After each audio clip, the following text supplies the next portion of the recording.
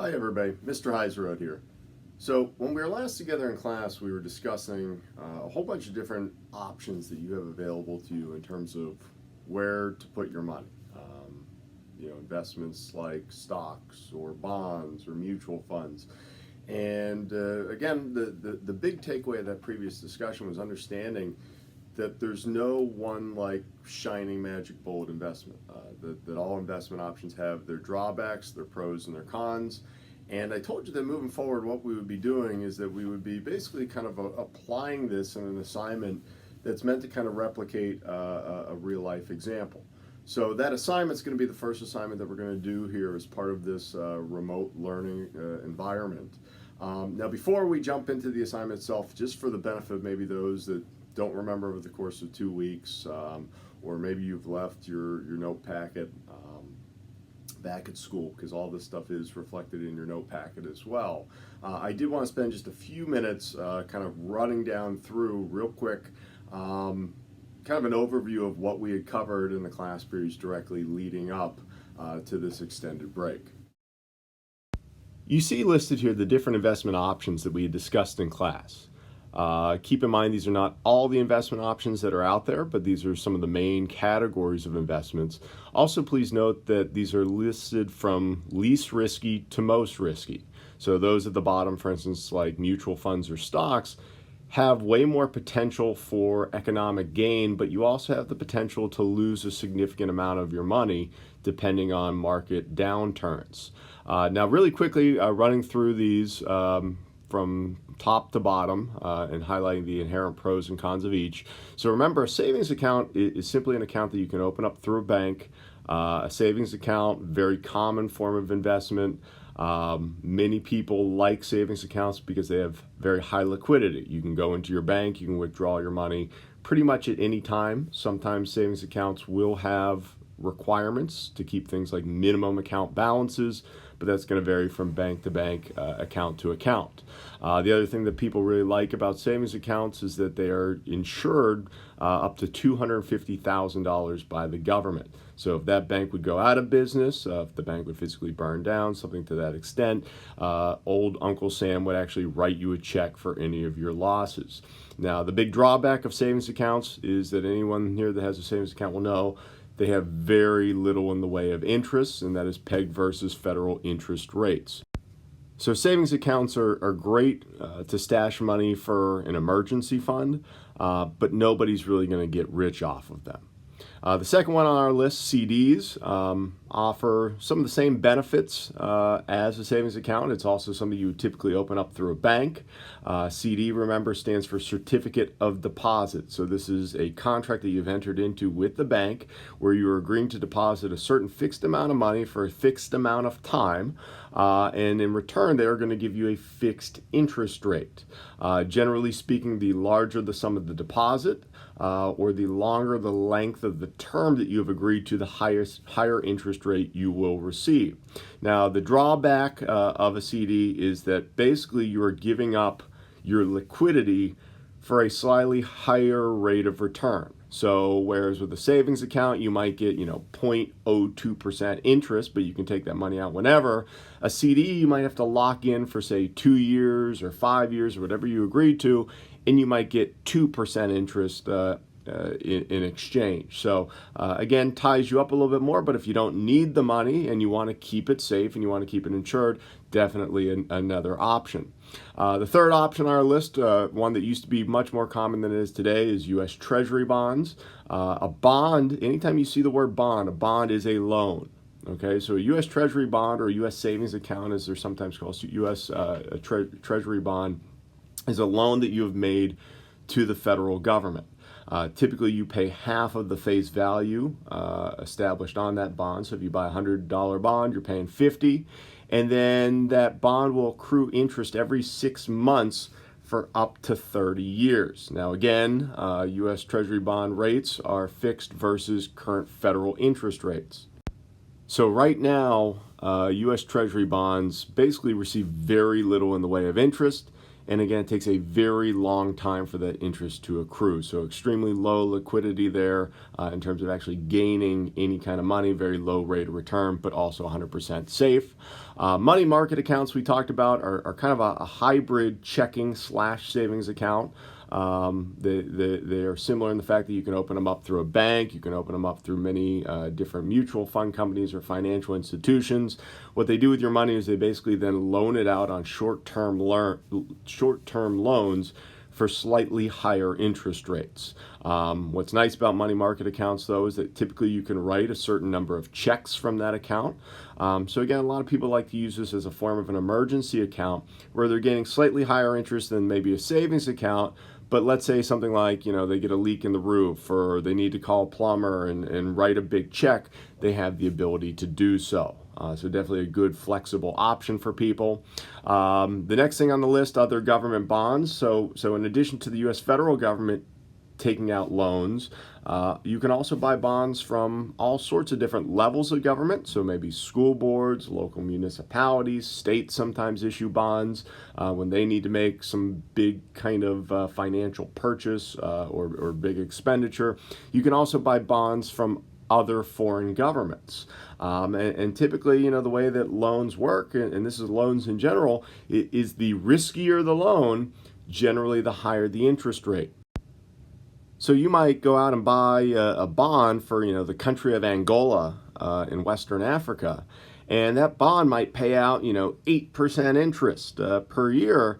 But the trade-off is that, we don't know what the economy of Angola is going to be like maybe 10 years down the road. We don't know if the government there is going to get overthrown or some other kind of internal issue.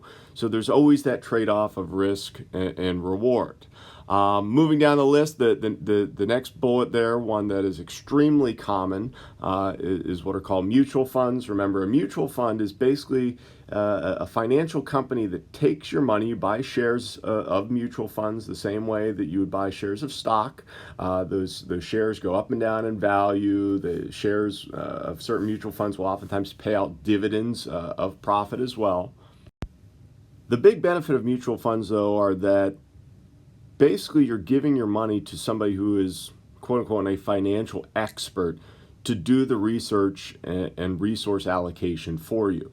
So most average everyday people don't have the time, the wherewithal, the know-how to be researching stocks and following market upswings and messing with their investments on a day-to-day basis.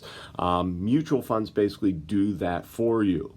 Now, of course, there's some drawbacks to mutual funds. They are going to charge you a management fee, or sometimes you'll see on mutual fund websites it expresses an expense ratio. So they're not doing this for free. They're getting a cut of your profit. The other thing too is that mutual funds, like stocks, are not safe. So currently, as I'm speaking, here we've gone through this dramatic market downswing because of the coronavirus, and many people that own mutual funds will notice that their mutual fund accounts have dropped significantly as the stocks and the bonds that those funds have invested in have gone down in value. So again, not a guarantee by any stretch, but one thing that is nice is that when you invest in mutual funds, there's all sorts of different options out there. For example, on Vanguard's website, which is one of the biggest mutual fund companies in the United States, there's over 100 different mutual funds that take your money and invest it in different kind of stocks or bonds or commodities based on the amount of risk that you're willing to take, and also kind of your preferences. So if you want to invest in only large American companies, oftentimes you can find mutual funds that will do that for you. Underneath mutual funds, you'll notice that there's some sub-bullets there: IRA, Roth IRA, 401k. These are tax designations applied to a mutual fund account that designates it as being a retirement account. So IRA literally stands for individual retirement account. Roth IRA is a different kind of retirement account. And then a 401k is basically a retirement account that you set up through your employer. The benefit of a IRA or a 401k is that that money is money that doesn't count then towards your taxable income for that fiscal year. So if you're making $35,000 a year and you put $5,000 of it in your 401k account, basically you're only going to be taxed by the federal government on $30,000 of that money that you have made. And then basically that money sits there and hopefully goes up in value over the course of time. And then you are permitted to withdraw it without any kind of major tax penalties at 59 and a half. So 59 and a half is kind of the current retirement age as per the federal tax code. The other thing to note about a 401k is that oftentimes when you open up a 401k through an employer, always inquire into, does that company have a 401k match? Because some companies, as an extra benefit, will say, oh, well, if you work for us, we're willing to give you a 50% 401k match. So maybe if you put $100 in that account per paycheck, maybe they throw in an extra 50 in terms of like just free money as a benefit of working there. Finally, the last one, a Roth IRA. What's different about that is a Roth IRA is a type of retirement account where you pay taxes on the money now instead of paying them in retirement. And why that's a benefit is that hopefully then that money grows in size and then you don't pay taxes as much on this large sum of money 30 years down the road. But the other benefit of it is that it gives you some wiggle room in terms of withdrawing that money. Like, let's say I throw $30,000 in an IRA and then let's say I lose my job. Generally speaking, I am not permitted to touch that money unless I pay a very large penalty on my income taxes at the end of the year. With a Roth IRA, since I've already paid taxes on that, I am permitted to take out any of those contributions I have made. I can't take out the profit I've made or the interest, but I can take out the contributions without paying a tax penalty. So a lot of people like setting that up just because it gives them a little bit of flexibility while at the same time setting aside money for their retirement. And then of course, finally, the last bullet there, the most risky form of an investment is of course a stock, because companies go out of business all the time. Companies contract, companies go through periods of major debt and downturns. So again, stocks are high risk, high reward, and pretty much everything else is in part somewhat based off of what's going on with the stock market. Now, to close, a big reminder to you that any investment guru out there is going to tell you that while at the same time there's no one perfect investment, the key to successful investing long term is to diversify your money, to not put all your eggs in one basket, because if one account goes down, well, then maybe the others are somewhat protected. Or if you have a lot of profit in one area potentially, maybe you have a lot of safety in another account. So you always want to have that balance there of accounts that give you some level of liquidity, some access to your money, while at the same time having some that is safe and protected from market downturns, while at the same time hopefully maximizing potential profit and rate of return over the long term.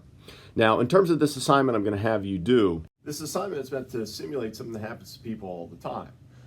We're going to pretend that you have basically received an inheritance from a family member who's passed away, who has bequeathed to you a large sum of money. And in that dying relative's will, they've stipulated that they want you to invest this money, that they want you to put it aside until you're 30 years old, but that they want you to at least diversify your money into 3 different accounts, that they want that money protected, that they want you to balance out liquidity, rate of return, and safety. So in doing this, basically what you're going to be doing is I want you to go out and look at some real financial websites. Now, for simplicity's sakes, I'm going to link just a few on there. So instead of having you look around at all sorts of different mutual fund websites, I'll just put maybe like Vanguard's mutual fund website. I'll put maybe a link to PNC's website and some of their accounts. I'll put a link to Bankrate.com. But you can also Google things as well. So like if you want to look up maybe a stock in a certain company, or you want to look into how much a foreign bond for the country of France would cost, like you're more than welcome to Google that stuff, because it's not like I have a monopoly on that knowledge. So complete your 3 paragraphs in a blank Google Doc. Go ahead and upload it to this post whenever you're done. And if you have questions, please reach out via either email or message in Google Classroom.